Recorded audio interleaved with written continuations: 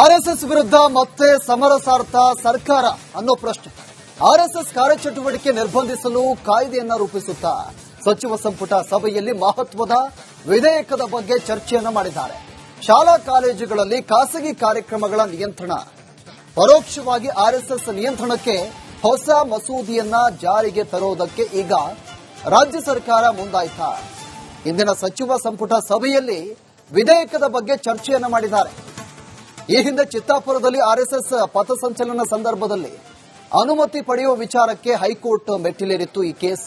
ಅದಾದ ಬಳಿಕ ಆರ್ಎಸ್ಎಸ್ ಪಥಸಂಚಲನ ಕಾರ್ಯಕ್ರಮ ಆಯೋಜನೆ, ಆ ಸಾರ್ವಜನಿಕ ಕಾರ್ಯಕ್ರಮ ರೂಪಿಸುವುದನ್ನು ನಿರ್ಬಂಧಿಸಲು ಕಾನೂನನ್ನು ಕೂಡ ರಚನೆ ಮಾಡಲಾಗಿತ್ತು. ಅದೇ ವಿಚಾರಕ್ಕೆ ಸಂಬಂಧಪಟ್ಟಂತೆ ಏನು ಶಾಲೆಗಳಲ್ಲಿ ಈ ಕಾರ್ಯಕ್ರಮಗಳನ್ನು ಮಾಡಬಾರದು, ಅದರ ಜೊತೆಗೆ ಸಾರ್ವಜನಿಕ ಸ್ಥಳಗಳಲ್ಲಿ ಅನುಮತಿಯನ್ನು ಪಡಿಬೇಕು ಅಂತ ಸರ್ಕಾರ, ಏನು ಕಾಂಗ್ರೆಸ್ ಸರ್ಕಾರ ಆಕ್ಷೇಪವನ್ನು ಕೂಡ ವ್ಯಕ್ತಪಡಿಸಿತ್ತು. ಇವತ್ತು ನಡೆದಂತಹ ಈ ಸಚಿವ ಸಂಪುಟ ಸಭೆಯಲ್ಲಿ ಈ ವಿಚಾರಕ್ಕೆ ಸಂಬಂಧಪಟ್ಟಂತೆ ಚರ್ಚೆಯನ್ನು ಕೂಡ ಮಾಡಿದ್ದಾರೆ.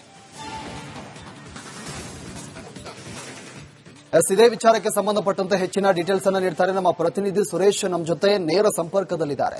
ಸುರೇಶ್, ಈಗ ಈ ಹಿಂದೆ ನಡೆದಂತಹ ಈ ವಿಚಾರ ಆರ್ಎಸ್ಎಸ್ ವಿಚಾರಕ್ಕೆ ಸಂಬಂಧಪಟ್ಟಂತೆ ಈ ಸರ್ಕಾರ ಒಂದು ರೀತಿಯಾಗಿ ಆರ್ಎಸ್ಎಸ್ ಈ ಕಾರ್ಯಕ್ರಮಕ್ಕೆ ಮೂಗುದಾರವನ್ನ ಹಾಕಿತ್ತು. ಈಗ ಈ ಕ್ಯಾಬಿನೆಟ್ ವಿಚಾರದಲ್ಲಿ ಈ ವಿಚಾರ ಚರ್ಚೆ ಆಗಿದೆ ಅನ್ನೋ ಮಾಹಿತಿ ಸಿಗ್ತಾ ಇದೆ. ಏನು ಕಾನೂನನ್ನ ಜಾರಿಗೆ ತರ್ತಾರಾ, ಏನು ಸದ್ಯಕ್ಕೆ ಏನು ಮಾಹಿತಿ ಸಿಗ್ತಾ ಇದೆ? ಪ್ರವೀಣ್, ಈಗ ಮತ್ತೊಮ್ಮೆ ಆರ್ಎಸ್ಎಸ್ ವರ್ಸಸ್ ರಾಜ್ಯ ಸರ್ಕಾರ ಅನ್ನೋ ಆಯಾಮದಲ್ಲಿ ಈಗ ಚರ್ಚೆಗಳು ಹೇಳುವಂತಹ ಸಾಧ್ಯತೆ ಇದೆ. ಇವತ್ತಿನ ಒಂದು ಕ್ಯಾಬಿನೆಟ್ ಸಭೆಯಲ್ಲಿ ಬಹಳ ಮಹತ್ವದ ಒಂದು ಬಿಲ್ ಕುರಿತಂತೆ ಚರ್ಚೆ ಆಗ್ತಾ ಇರ್ತಕ್ಕಂಥದ್ದು.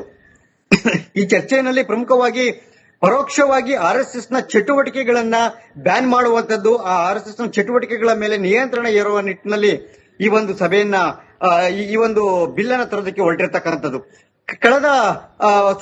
ಕಳೆದ ವರ್ಷ ಚಿತ್ತಾಪುರದಲ್ಲಿ ಅಂದ್ರೆ ಪ್ರಿಯಾಂಕಾ ಖರ್ಗೆ ಅವರ ಕ್ಷೇತ್ರದಲ್ಲಿ ಕೂಡ ಆಗ್ಬೇಕಾದ ಒಂದು ಆರ್ಎಸ್ಎಸ್ ನ ಪಥಸಂಚಲನ ಆಗತ್ತೆ. ಆ ಪಥಸಂಚಲನ ಆಗುವಂತಹ ವೇಳೆ ಸಾಕಷ್ಟು ಘರ್ಷಣೆಗಳು, ಗದ್ದಲಗಳು ಆಗತ್ತೆ.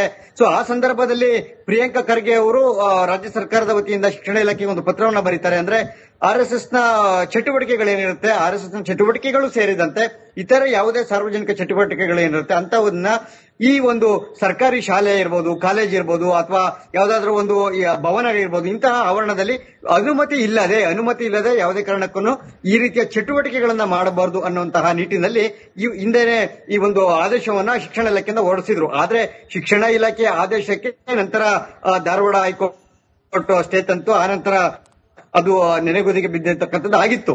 ಆದ್ರೆ ಈಗ ಇರ್ತಕ್ಕಂಥದ್ದು ಇದಕ್ಕೆ ಒಂದು ಕಾನೂನು ರೂಪವನ್ನ ಕೊಡಬೇಕು, ಒಂದು ವಿಧೇಯಕನ ತರಬೇಕು, ಬಿಲ್ ಅನ್ನ ತಂದು ಅದನ್ನ ಪಾಸ್ ಮಾಡಿದ್ರೆ ಆಗ ನಾವು ಈ ರೀತಿಯ ಚಟುವಟಿಕೆಗಳು, ಪರೋಕ್ಷವಾಗಿ ಆರ್ಎಸ್ಎಸ್ ನ ಏನೆಲ್ಲ ಚಟುವಟಿಕೆಗಳಿದಾವೆ ಈ ಚಟುವಟಿಕೆಗಳನ್ನ, ಈ ಬೈಠಕ್ ಇರಬಹುದು, ಬೆಳಿಗ್ಗೆ ಪಥಸಂಚಲನಕ್ಕೆ ಸಂಬಂಧಪಟ್ಟಂತೆ ನಡೆಯುವಂತಹ ಕಾರ್ಯಕ್ರಮ ಇರಬಹುದು, ಅದೆಲ್ಲ ಇಂತಹ ಕಾರ್ಯಕ್ರಮಗಳು ಏನಿದೆ ಇವೆಲ್ಲದಕ್ಕೂ ಕೂಡ ಬ್ರೇಕ್ ಹಾಕ್ಬೋದು ಅನ್ನುವಂತಹ ನಿಟ್ಟಿನಲ್ಲಿ ಇದಕ್ಕೆ ಒಂದು ಕಾನೂನನ್ನ ತರೋದಕ್ಕೆ, ಕಾನೂನಿನ ಚೌಕಟ್ಟಿನಲ್ಲಿ ಇವೆಲ್ಲವನ್ನು ಕೂಡ ಇಂತಹ ಚಟುವಟಿಕೆಗಳನ್ನು ತರೋದಕ್ಕೆ ಮುಂದಾಗಿರ್ತಕ್ಕಂಥದ್ದು.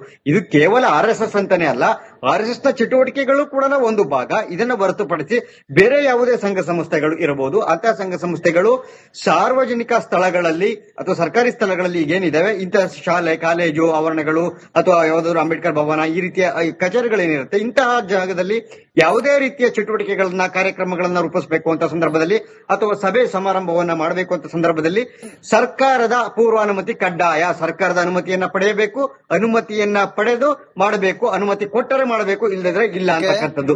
ಸೊ ಹೀಗಾಗಿ ಇದಕ್ಕೆ ಒಂದು ಕಾನೂನಿನ ಒಂದು ಚೌಕಟ್ಟಿನಲ್ಲಿ ತರೋದಕ್ಕೆ ಹೊರಟಿರ್ತಕ್ಕಂಥದ್ದು.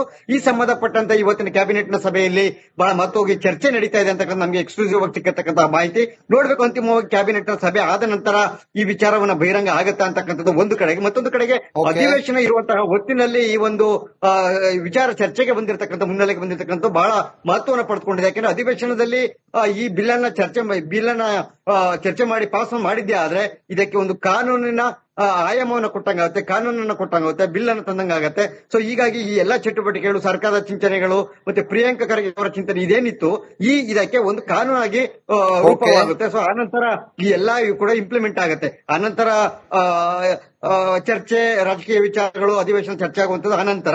ಸೊ ಇದೆಲ್ಲವೂ ಕೂಡ ಒಟ್ಟು ಈಗ ಕ್ಯಾಬಿನೆಟ್ ನಲ್ಲಿ ಮೊದಲ ಭಾಗವಾಗಿ ಚರ್ಚೆ ನಡೀತಾ ಇದೆ. ಈ ನಂತರ ಚರ್ಚೆ ಸುರೇಶ್, ತಮ್ಮೆಲ್ಲ ಮಾಹಿತಿಗೆ